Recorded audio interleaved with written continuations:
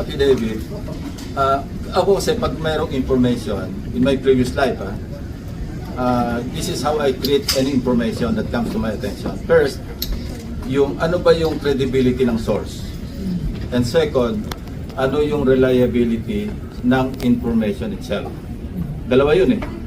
Kasi kung polluted yung source, it follows. Ito yung sinusunod natin na meron tayong A1, A2, B1, B2, di ba? Yung rating, yung classification ng intelligence information. So, may mga portions doon na pwede na sabihing credible, pero may mga questionable. Number one, sinabi lang 805 billion yung napunta, yung pinamahagi o napunta kay Congressman Saldico.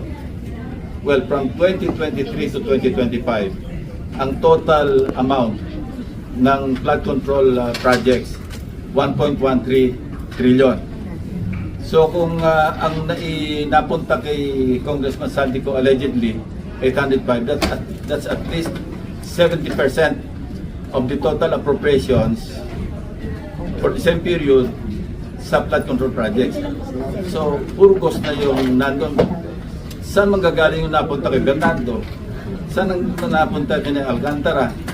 Parang sobra computation. That's my first observation. Second, as we speak, sumulat na ako sa Philippine Navy, Philippine Army to conduct record check and background investigation on the 18 Marine on Philippine Navy and Army personnel.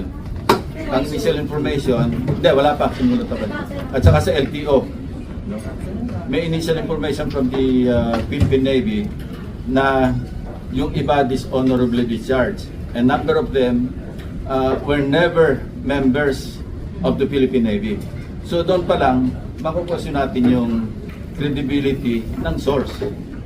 If true, kasi media lang ito. That's why I'm formalizing it by way of an official letter to the Armed Forces of the Philippines, attention to the Philippine Navy and Philippine Army. After all the verification, evaluation, then probably, yes.